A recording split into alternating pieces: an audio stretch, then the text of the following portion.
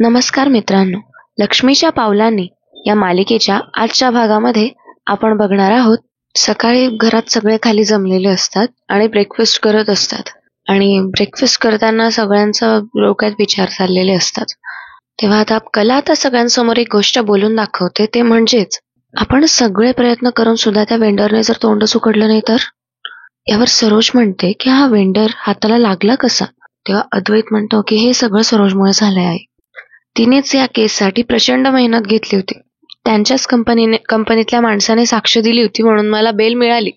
पण त्यावेळी ना तो वेंडर गायब होता. आम्ही मार्केटमध्ये असताना तो वेंडर अचानक समोर आला आणि ज्या क्षणी तो आम्हाला बघून धावत सुटला त्या क्षणी आम्हाला जाणवलं की हा गुन्हेगार आहे. तेव्हा यावर आता आबासाहेब म्हणतात की गुन्हेगाराच्या मनामध्ये जर काळं असेल ना तर तो पळ काढतो.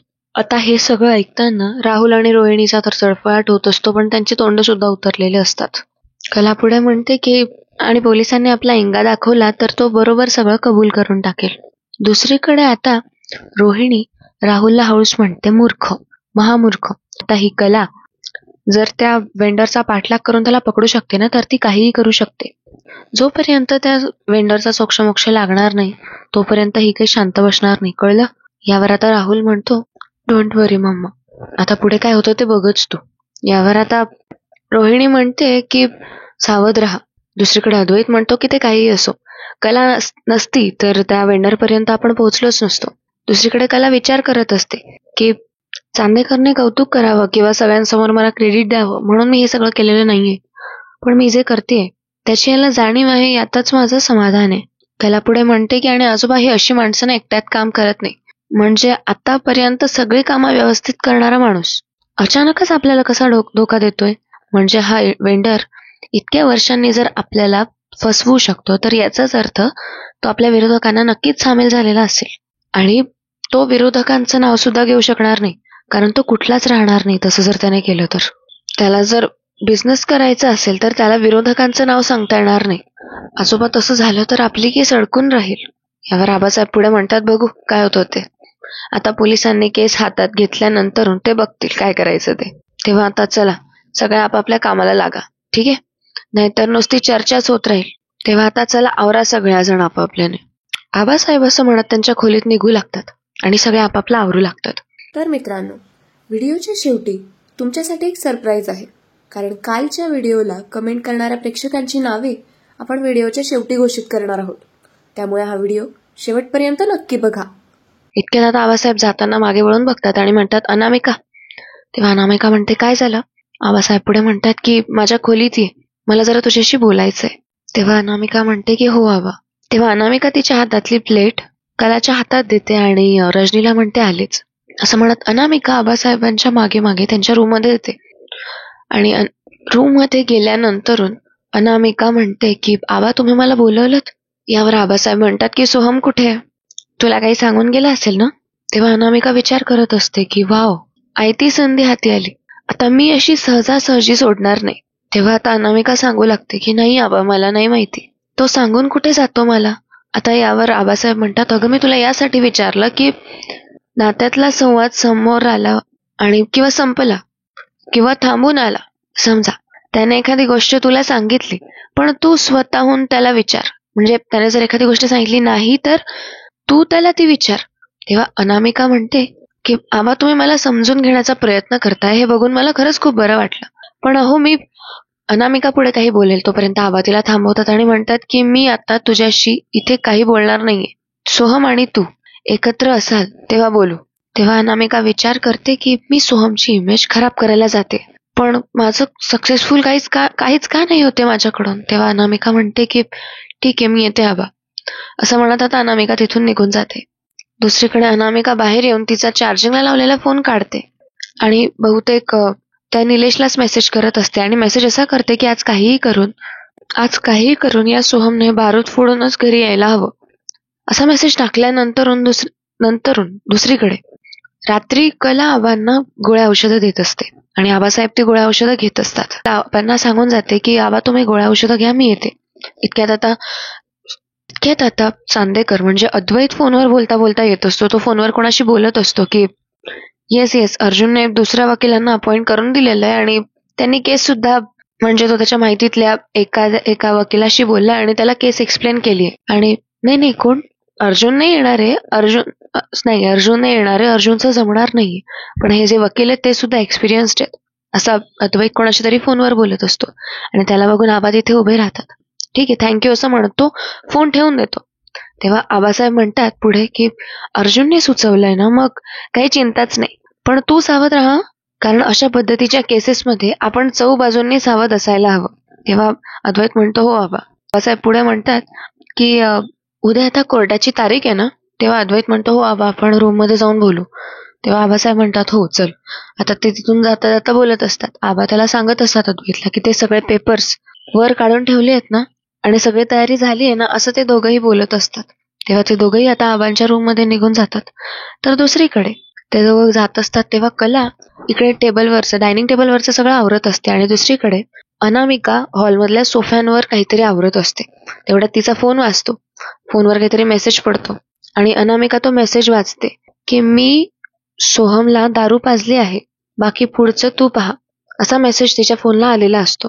तेव्हा आता अनामिका पुढे म्हणजे विचार करत असते की कला वहिनी तर आता खाली आहे, जर तिच्यासमोर काही झालं तर या विषयाला वेगळंच वळण लागेल, काहीतरी करायला हवं. इतक्यात आता रजनी कलाजवळ येते आणि म्हणते कला, मी आता या छोट्या भांड्यात सगळं काहीतरी काढून ठेवते, तू फक्त फ्रीजमध्ये ठेवून देतेस का. तेव्हा कला म्हणते की हो ठेवते. तर दुसरीकडे अनामिका आता तिथे येते आणि म्हणते की आई, म्हणजे डायनिंग टेबलवर काम करणाऱ्या कला आणि रजनी जवळ अनामिका तिथून येते आणि म्हणते आई, कला वहिनीला जरा आराम करू द्या, मी आहे ना, मी हेल्प करते तुमची. तेव्हा रजनी तिला म्हणते की हो खरं आहे तुझं, कला तू दमली असशील, आराम कर. तेव्हा कला म्हणते हो नक्की ना, पण.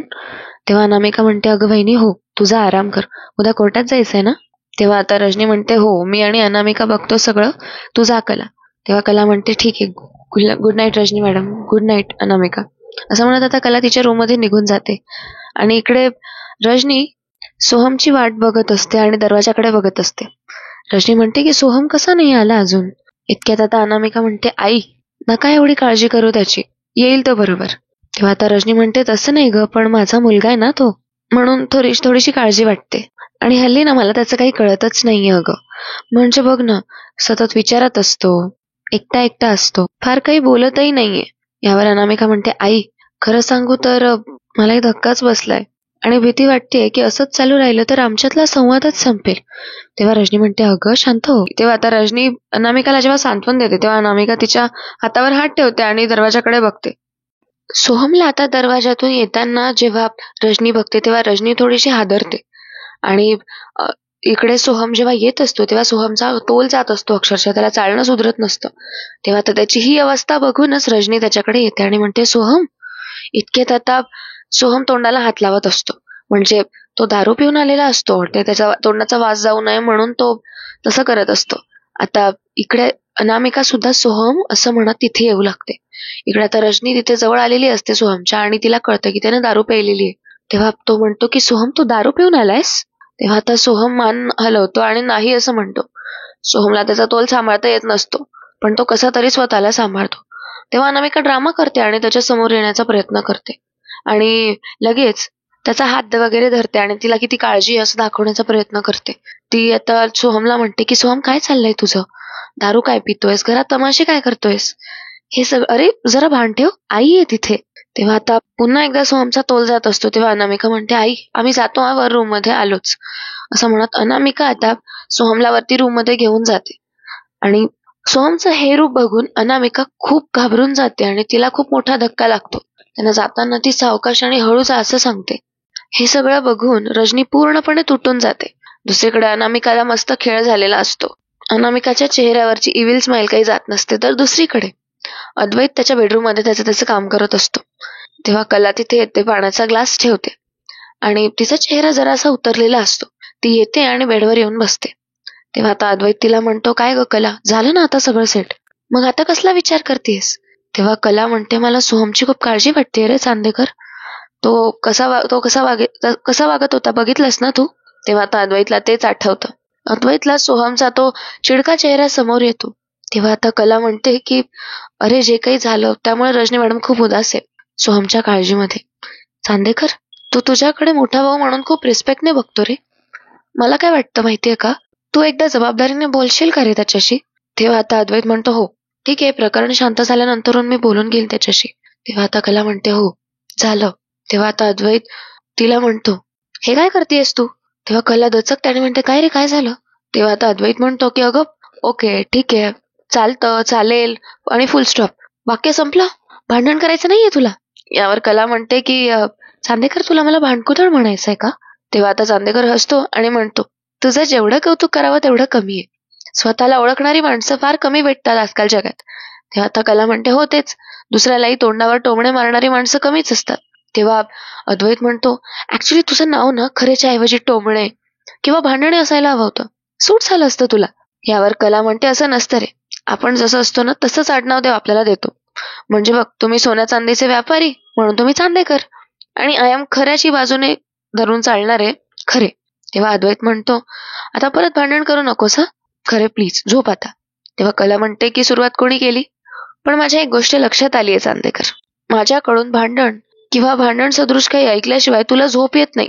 तेव्हा आता अद्वैत म्हणतो नाही नाही असं काही नाहीये, सवय झाली आहे मला. तेव्हा कला म्हणते माझी का?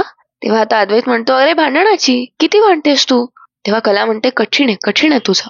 तेव्हा अद्वैत म्हणतो कठीण तुझं नाही माझं आहे, माझं जरी कठीण असलं ना आणि तरी ते तुझ्यामुळे, असं तो म्हणत असतो तिला. तेव्हा कला म्हणते की बस रे आता, गप्प बस रे चांदेकर. तेव्हा आता इकडे अद्वैत म्हणतो तुझंच चाललेलं असतं सारखं सारखं पक पक पक पक. तेव्हा कला म्हणते चल झोप आता. ते दोघं पुन्हा एकदा भांडतात आणि कला झोपू लागते, आणि एकीकडे अद्वैत लॅपटॉपवर त्याचं काहीतरी काम करत बसलेला असतो. कला झोपून घेते. दुसरीकडे दुसऱ्या दिवशी कोर्टरूम मध्ये केसची कारवाई सुरू होत असते. सगळे तिथे जमलेले सुद्धा असतात. तेव्हा आता कोर्टात तिथे सगळं काही सुरू व्हायच्या पूर्वीच आबासाहेब आता विचार करत असतात मनातल्या मनात, आणि म्हणतात की देवी अंबाबाई तू माझ्या मुलांसोबत कधीच चुकीचं घडू शकू देत नाहीस.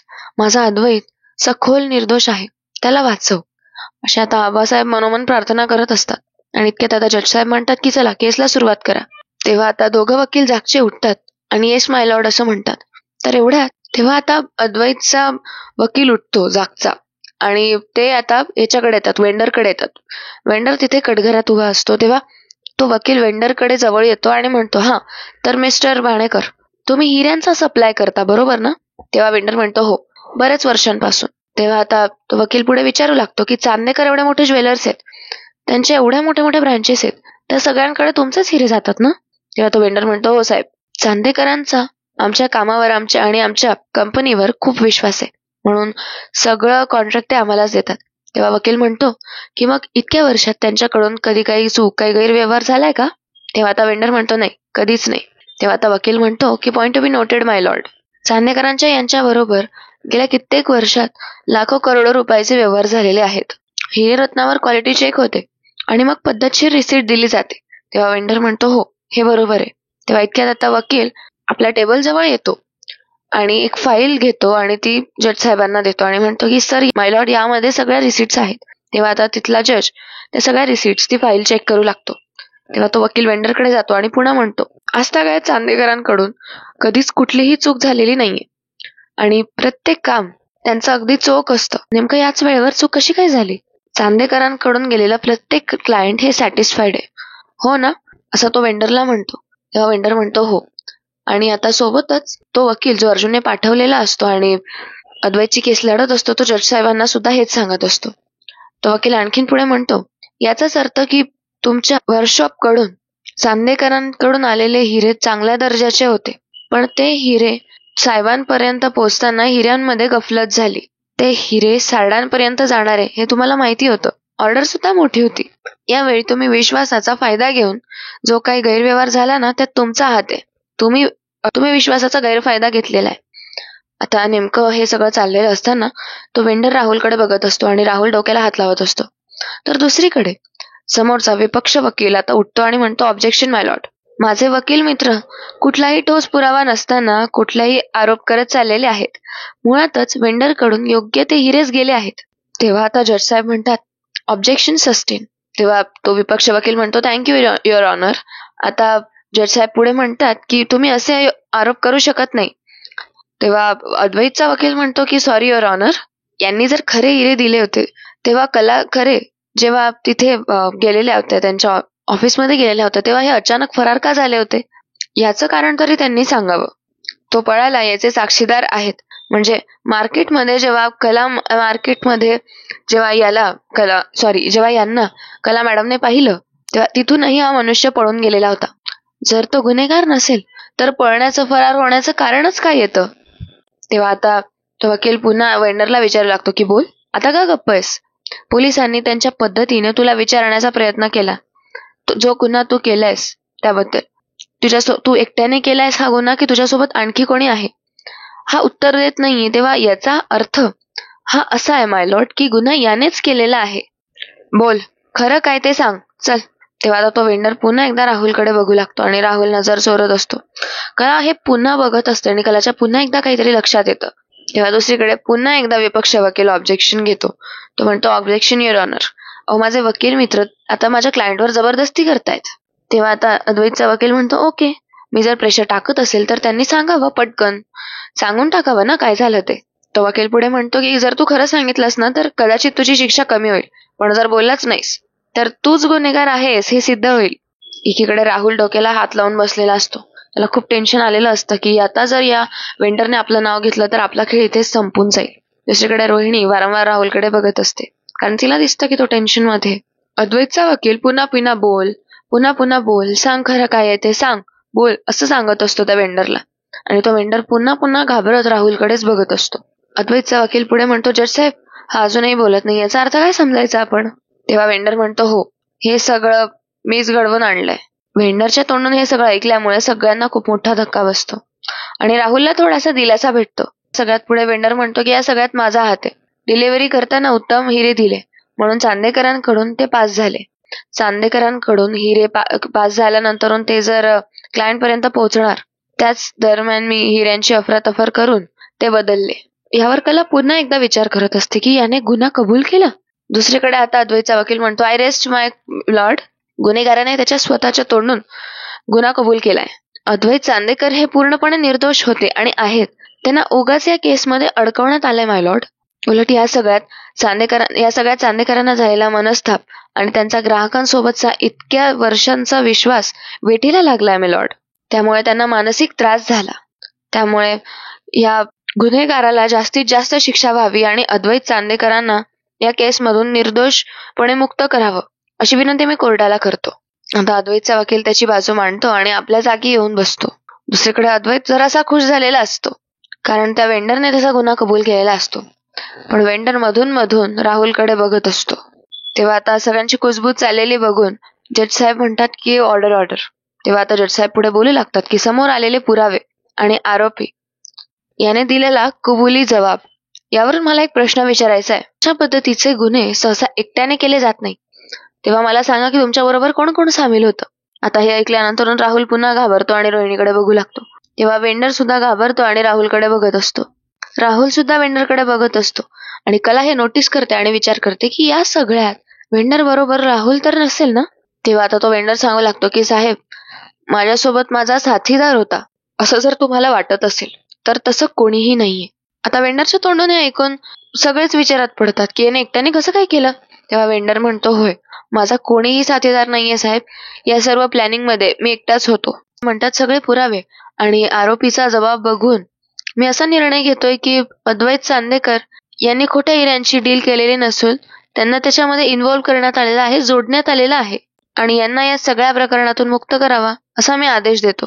केस डिसमिस्ड असं म्हणत आता अद्वैत केस जिंकून जातो आणि सगळ्यांच्या चेहऱ्यावर आनंदाचं हसू येतं. सगळे खूप खुश होतात आणि रजनी आता देवाला प्रार्थना करू लागते.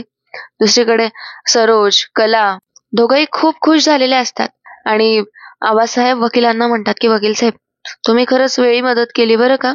आयत्या वेळी आमच्या केस संदर्भात आमच्या बाजूने उभे राहिलात, धन्यवाद बरं का.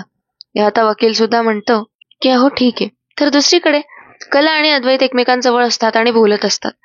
अद्वैत त्याचे दोघं हात कलाच्या खांद्यावर ठेवून म्हणतो की कले, मी निर्दोष सुटलो, आपण दोघंही निर्दोष सुटलो. तेव्हा कला सुद्धा अभिनंदन म्हणत असते आणि अद्वैतला खूप गप्पा सुचत असतात. आता चांदेकर तिच्याशी सगळ्या गोष्टी बोलत असतो तेव्हा कला त्याच्याकडे बघत विचार करत असते की चांदेकर किती खरा माणूस आहे. त्याच्या डोळ्यात निथळ आनंद आहे.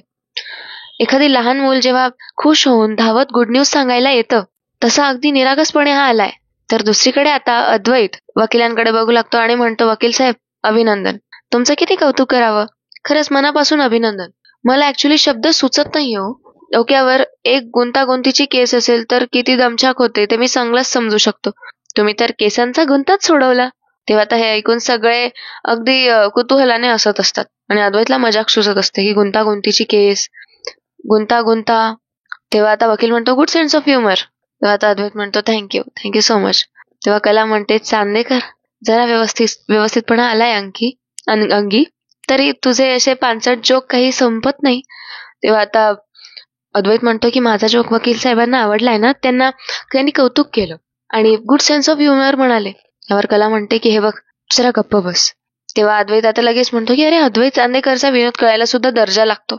तर आता दुसरीकडे आबासाहेब वकिलांना म्हणतात की चला वकील साहेब, ओळख असू द्या, पण आता कोर्टाची पायरी चढायला लावू नका. अहो, तुम्ही आमच्या घरीच या डायरेक्ट, इथे नको. तेव्हा वकील हो म्हणतो. सगळे आनंदात खुश होतात, म्हणजे सगळे खूप आनंदी असतात, एकमेकांशी हसत खेळत गप्पा मारत असतात. पण रोहिणीचा चेहरा मात्र उतरलेलाच असतो. हे सगळं कला बघते आणि विचार करते की चांदेकर सुटलाय निर्दोष, घरातले सगळे इथे, पण हा राहुल कुठे? आणि सगळे आनंदात असताना रोहिणी मॅडमचा चेहरा असा पडलेला काय?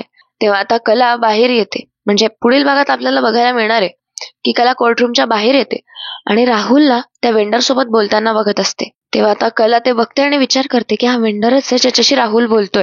वेंडर आणि राहुल एकत्र का बोलताय? ते दोघं एकमेकांना ओळखतात का? तेव्हा कला त्या दोघांकडे जाऊ लागते आणि त्या व्यक्तीला मागे वळवून बघते. ती त्याला बघते आणि थोडीशी धक्क होते. तर दुसरीकडे घरी पोहोचल्यानंतरून अद्वैत आणि कला त्यांच्या बेडरूम मध्ये असताना अद्वैत कलाचा हात धरतो आणि म्हणतो, खरे हा वेंडर तुझ्या हाताला लागेल असं तुला का वाटलं? मनीष मार्केटमध्ये जावं असं का वाटलं तुला? तेव्हा आता कलाला आठवतं की राहुल रोहिणीला बोललेला असतो की मला त्या मनीष मार्केटमध्ये जाऊन लवकरात लवकर कोणाला तरी भेटावं लागेल. तेव्हा कलाला ती गोष्ट आठवते आणि हेच कारण असतं की कला मनीष मार्केटमध्ये जायचा अट्टहास करत असते. तेव्हा आता अद्वैत म्हणतो, खरे अगं बोलशील का? तेव्हा कलाला काय बोलावं हे सुचत नसतं. तर मित्रांनो, आजचा एपिसोड तुम्हाला कसा वाटला हे कमेंट्समध्ये सांगायला विसरू नका. तुम्ही आमच्या मागील व्हिडिओला दिलेल्या खूप खूप भरभरून प्रेमाबद्दल तुमचे मनपूर्वक आभार. ठरल्याप्रमाणे व्हिडिओचा शेवटचा पार्ट, तो म्हणजेच आपले व्ह्यूअर्स ऑफ द डे. आता मला नाव घ्यायला नक्कीच आवडेल. किरण चव्हाण, कमल पाटील, बीना म्हणून कोणीतरी आहे, त्यांनी पण खूप छान कमेंट केलेली आहे. त्याच्यानंतरून अशोक पाटील, प्राजक्ता कांबळे, विलास सरजे, मालिनी जाधव, PH गेमर म्हणून सुद्धा कोणीतरी आहे, त्यांना ही मालिका खूप आवडते असं त्यांचं म्हणणं आहे. त्याच्यानंतरून ललिता तव्हारे, यशोदा हिरेकर, मीना खामकर, शुभांगी बडेकर, शरयू कुलकर्णी, चंदा कदम, आता यातले काही रोजचेच आपले व्ह्यूअर्स आहेत, सुलभा तांबे, उषा बोबडे, धनाजी गोडसे, जयंती राजपुरे, गोविंद सरोदे, कुंदा सावंत, विलास शेंडकर, पुन्हा एकदा प्राजक्ता कांबळे यांची एक छानशी कमेंट आलेली आहे आणि धनाजी गोडसे यांची सुद्धा खूप छान कमेंट आली आहे. उषा बोबडे, त्याच्यानंतरून पुन्हा एकदा धनाजी गोडसे, खूप छान छान कमेंट्स केलेल्या आहेत आज सगळ्यांनी. खरं तर तुमच्यासारख्या प्रेक्षकांमुळेच आम्हाला नवनवीन व्हिडिओ बनवण्यासाठी प्रेरणा मिळते. जर तुमचं नाव देखील पुढच्या व्हिडिओमध्ये यावं असं वाटत असेल तर आमचा व्हिडिओ लाईक करा, कमेंट करा आणि अर्थातच चॅनलला सबस्क्राईब करायला विसरू नका. आपण लवकरच भेटूया पुढच्या व्हिडिओमध्ये. तोपर्यंत धन्यवाद. जय महाराष्ट्र.